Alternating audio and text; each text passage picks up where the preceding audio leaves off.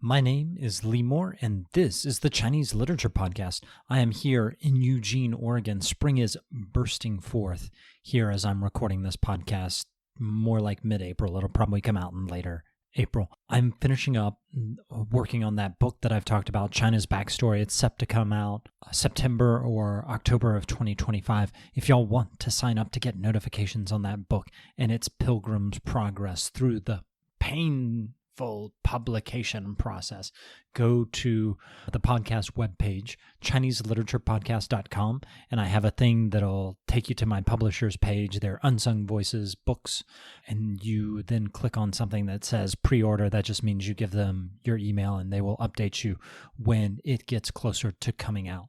Also, if you're interested in getting an advanced reader copy of the book, send me an email at ChineseLiteraturePodcast@gmail.com. My publishers asked me to find folks who are willing to read the book before the publication date, post stuff on social media, Twitter, Facebook, Goodreads. If you're interested, send me an email. Okay, that's enough self-promotion for right now. Let's get into something else. Farts. No, unlike last month's podcast, which was a very stinky podcast, I had a friend and fan of the podcast tell me, I will not do a podcast on farts this month, though I was tempted to. Like I said, lots of folks thought last month's podcast on Sudongpo and the most famous fart joke in Chinese literary history was far too stinky. So I'm not going to do another podcast on Chinese fart poetry, at least not this episode. But I will tell you, I have found other fart poems in Chinese literature. If you remember in the last podcast, I mentioned that I had reached out to a professor of mine who's an expert on Sudongpo, and in the podcast I said he did not get back to me about whether or not Sudongpo was actually the butt of this fart joke. Well, after that episode aired, he did get back to me, I assume because all of his family and friends are fans of the podcast and they realized who I was talking about, even though I didn't mention his name. And they emailed him incessantly telling him he had to respond. Or maybe it's just because he's a really nice guy and so he wanted to be a good person. He eventually responded to my email, despite the farty, unscholarly nature of that email. Okay, his first email was very short. It just said, I have no other information on this. Whether or not that's true, I just don't know. Bye. Mic drop. And I was a little worried because I had, in asking him about this very stinky topic, I was worried that I offended him. He's a really cool scholar. I don't want to offend him.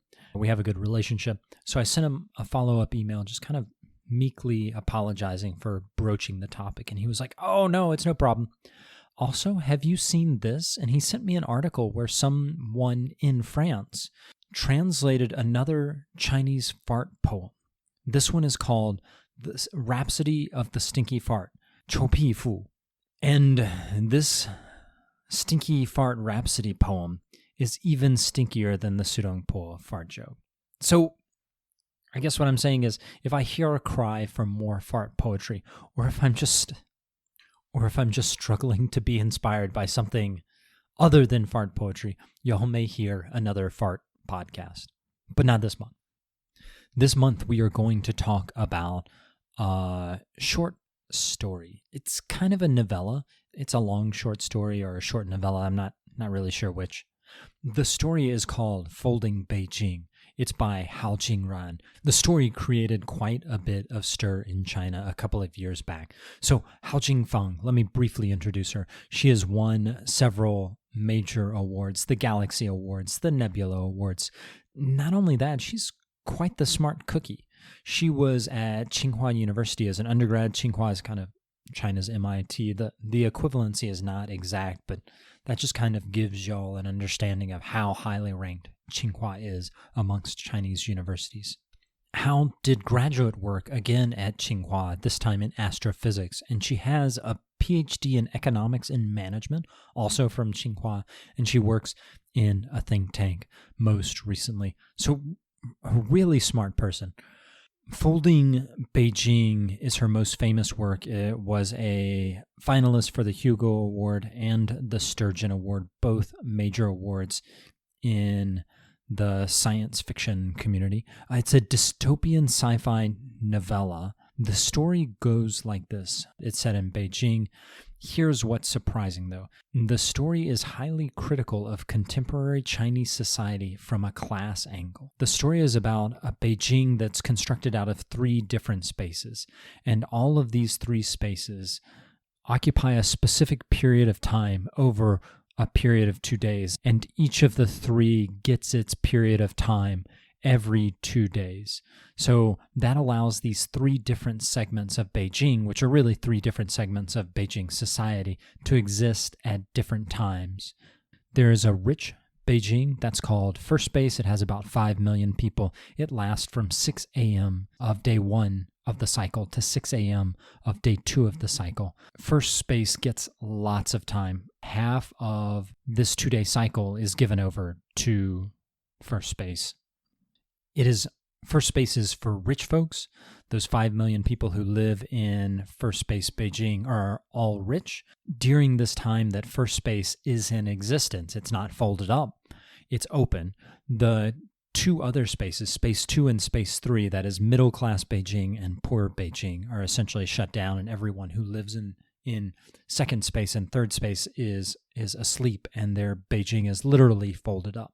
So middle-class Beijing, that second space, wakes up at 6 a.m. on day 2. Middle-class Beijing, second space, has 25 million people, and it occupies the time period of 6 a.m. on the second day to 10 p.m. on the second day. Like I said, this is called second space. First space Beijing and third space Beijing are asleep when second space is open and running. The final space is third space. This is poor Beijing. It has about 50 million people. The time period that it's open is only from 10 p.m. on the second day of the cycle to 6 a.m. on the first day of the cycle. Poor Beijing is forced to clean up after both first space and second space. So that's the setting of folding Beijing. You have these class-oriented spaces, and when one of them is open, the other 2 are closed down. And it's very much about class. Like first space has lots of time and it's rich. Second space has less time and it's middle class. Third space has almost no time and it's poor Beijing. Also, third space is really dedicated mostly to cleaning up after first and second space.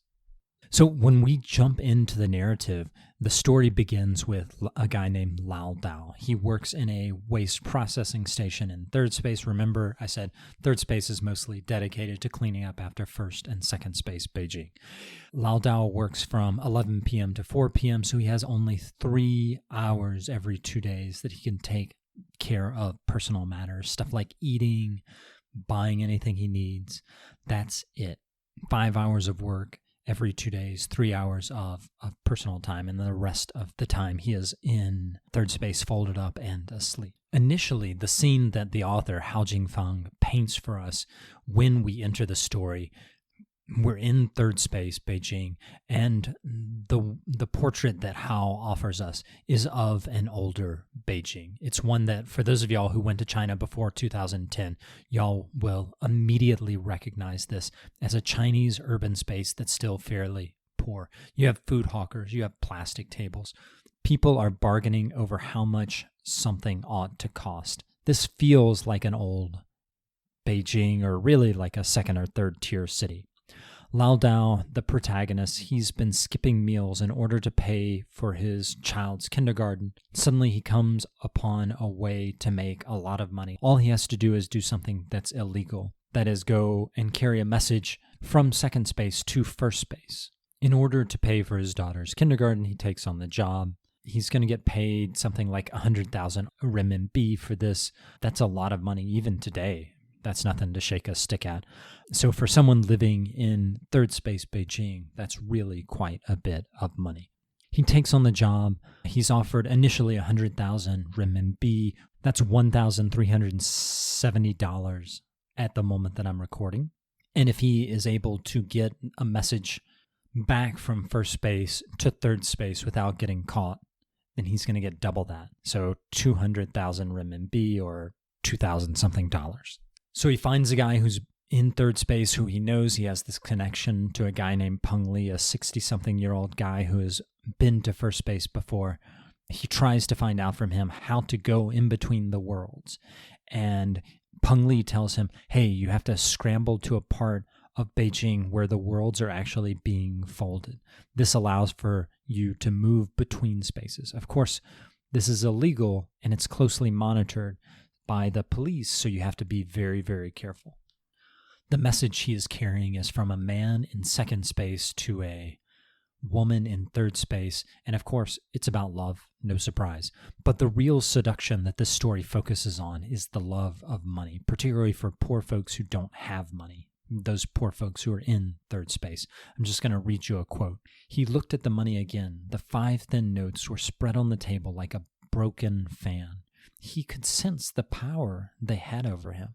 They were baby blue in color, distinct from the brown 1,000-yuan note and the red 100-yuan note. These bills looked deeper, most distant somehow, like a kind of seduction. Several times he wanted to stop looking at them and leave, but he couldn't. What's so fascinating about this story is it's clearly a trenchant criticism of class in modern Chinese society. And this is a society that's run by a communist party, a party that took over China more than 7 decades ago, promising it would eliminate class and make the country a classless society. Of course, it didn't. As the story points out, class is still very much a thing, and that's one of the reasons why this story has taken off and become so popular and made Hao Jingfang so famous.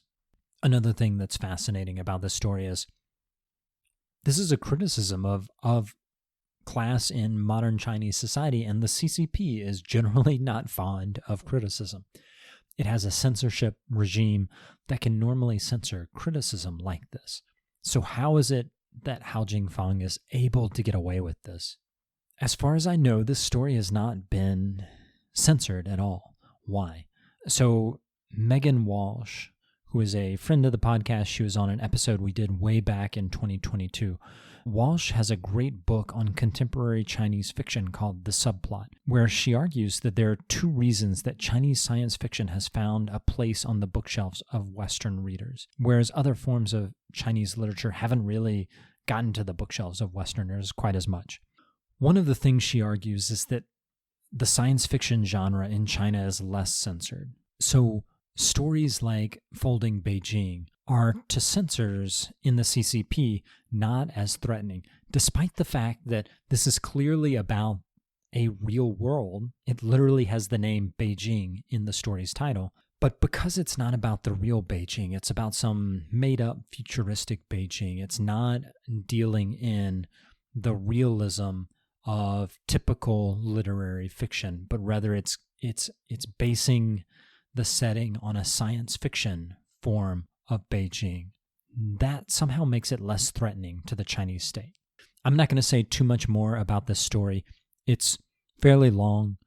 You should definitely go check it out. Link in the podcast webpage at ChineseLiteraturePodcast.com, where you can find a free translation of it. There's a science fiction magazine where it was translated in. There's also a collection of short stories where it's been translated in, which you can buy if you like. I'll put both of those up. This is a good place to start to wrap up the podcast. If you liked the show, send me an email, ChineseLiteraturePodcast@gmail.com. If you hated it, also, please send me an email at that same email address. Normally, I end the show with a Chengyu. This time, I'm going to end with something that's technically not a Chengyu. It's a famous line from a poem. This is from a Tu Fu poem called 自今复奉先县咏怀500字. The line, and I'm translating it here, is within the red gates, the booze and the meat are rotting and going to waste.